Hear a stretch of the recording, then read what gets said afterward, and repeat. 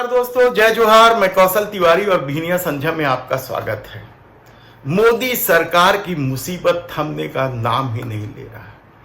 Party के भीतर तो विरोध के स्वर उठ ही रहे हैं और अब सुप्रीम कोर्ट ने भी क्या मोदी सरकार के गर्दन पर हाथ रख दिया है। चुनावी बांड को लेकर, चुनावी बांड के जरिए चंदा मिलने को लेकर सुप्रीम कोर्ट में दायर याचिका अब 31 अक्टूबर को सुनी जाएगी। यानी आप सोचिए कि यदि इस खेल को सामने ला दिया जाए, यह खेल उजागर हो जाए, तो भारतीय जनता पार्टी की जो ठसक है, मोदी शाह की जो धमक है और जो मनमानी है, क्या वह एक ही झटके में रुक जाएगी। लगातार मुसीबत का सामना कर रहे मोदी सरकार के लिए चुनावी बांड की याचिका स्वीकृत होना और 31 तारीख को सुनवाई हो जाना क्या कोई बड़ा खेल होने जा रहा है। जब से सीजेआई के रूप में चंद्रचूड़ सामने आए हैं, तब से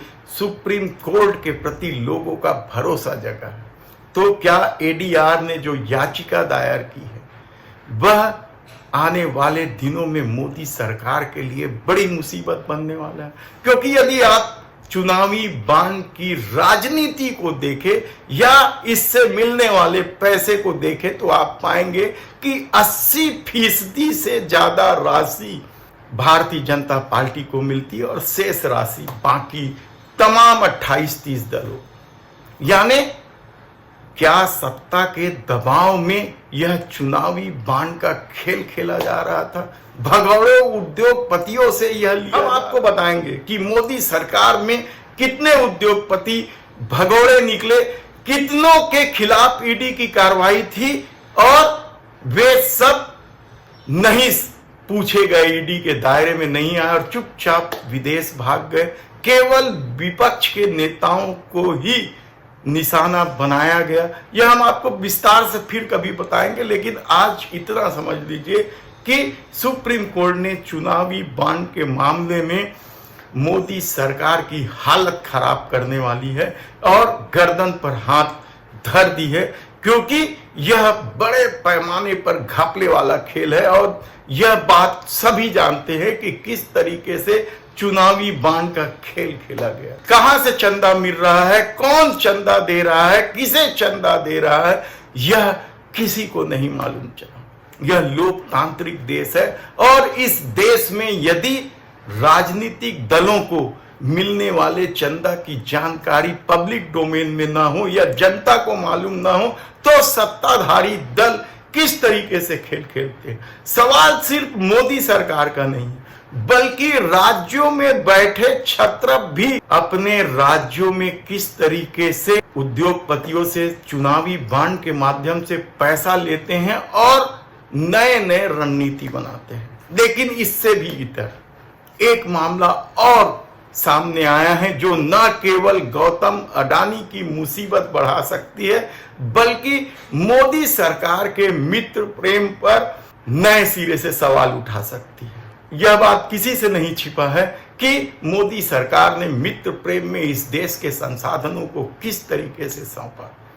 हालांकि हम इजराइल युद्ध की बात नहीं कर रहे हैं, जहां अडानी ने एक पोर्ट खरीदा है और वहां क्या स्थिति है हमास आतंकवादियों और इजराइल के बीच, वहां तो फंसा ही है। वो तो नुकसान जो होना है वह तो होना ही है। और अडानी अपने कर्मचारियों के लिए क्या करता है, यह हर उद्योगपतियों को मालूम है कि इस तरह की जब भी कोई घटना होती है मुआवजा दे दिया जाता है। नफा नुकसान ज्यादा होता नहीं, क्योंकि आजकल सारा कुछ इंश्योरेंस का मामला होता है। तब ऐसी परिस्थिति में आज जब हम बात कर रहे हैं, वह इंपोर्टेड कोयला का मामला है, विदेशों से मंगाने वाले कोयले का मामला है। आप हैरान हो जाएंगे कि मोदी सरकार ने किस तरीके से शायद गौतम अडानी की कंपनियों को फायदा पहुंचाने के लिए एक सर्कुलर जारी कर दिया। यह सर्कुलर क्या था? बिजली बनाने वाले तमाम उद्योगों को या कंपनियों को 10% इंपोर्टेड कोयला लेना ही पड़ेगा। आखिर यह फरमान क्यों निकाला गया?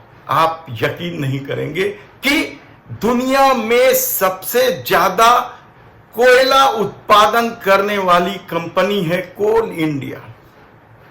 दुनिया में सबसे ज्यादा कोयले की खदान है भारत में। उसके बाद भी यह आदेश निकाला गया कि कोयला संकट होना, यानी दुनिया की सबसे बड़ी कंपनी, दुनिया के सबसे बड़े कोयला उत्पादन, उसके बाद भी यह आदेश निकाला। तो क्या यह आदेश सिर्फ गौतम अडानी को फायदा पहुंचाने के लिए निकाला गया? और जब बिजली कंपनियों ने सरकार के इस आदेश को किनारे कर, क्योंकि बिजली कंपनियां यदि उतनी महंगी कोयला लेता, यानी आप सोच सकते हैं वो कोयले की कीमत क्या है। यदि आप 100 किलो देसी कोयला यहां से उत्पादित कोयला खरीदेंगे और उसका 10% यदि आप यहां मिलाएंगे तो कीमत देखेंगे तो वो 10% की कीमत ज्यादा है उस 90% देसी कोयला से। और सबको मालूम है कि कोयला की सप्लाई विदेशों से सिर्फ अडानी की कंपनियां ही करती है, एक दो और छोटी मोटी कंपनियां होगी, लेकिन 99% जो सप्लाई है वो अडानी के पास है। तब हुआ क्या? जब बिजली कंपनियों ने केंद्र सरकार के दबाव में राज्य सरकारों से बात की कि कीमत बढ़ानी पड़ेगी और जो समझौता हुआ है उसके तहत उन्हें रेट ज्यादा देना पड़ेगा, बिजली की कीमत बढ़ जाएगी। लेकिन राज्य सरकार जानती थी कि बिजली की कीमत बढ़ेगा तो लोग नाराज हो जाएंगे। उन्होंने सीधा कह दिया कि जो समझौता हुआ है उसी के तहत ही आपको बिजली सप्लाई करना पड़ेगा। तो बिजली कंपनियों ने, प्राइवेट जो बिजली कंपनी है, उन्होंने साफ कह दिया कि हम यह सब नहीं मानेंगे। तब केंद्र सरकार ने नए सिरे से इस पर खेल खेल दिया, यानी अब सीधे कंपनियां यदि कोयला नहीं ले रही इंपोर्टेड कोयला तो फिर कोल इंडिया के माध्यम से उन्हें कह दिया गया कि आपको 10% मिलाना पड़ेगा इंपोर्टेड कोयला। यानी इस तरीके से चैन तैयार हुआ और यह मामला अब उठने वाला है। कहा जा रहा है कि इसके एक एक आंकड़ों का खुलासा हो रहा है कि किस तरीके से गौतम अडानी की कंपनियों को फायदा पहुंचाने की कोशिश मोदी सरकार ने की है। तो उससे पहले ही गौतम अडानी अब सफाई देते घूम रहे हैं कि कोई घोटाला नहीं है, इस मामले में जांच हो चुकी है और उन्हें क्लीन चिट मिल चुकी वगैरह वगैरह। इस तरह का खेल अब चल रहा है। देखना है कि जब यह मामला उठेगा, एक एक आंकड़े सामने आएंगे तो मोदी सत्ता की करतूत किस तरीके से गौतम अडानी को फायदा पहुंचाने वाला होगा, यह आपके सामने आ जाएगा। धन्यवाद।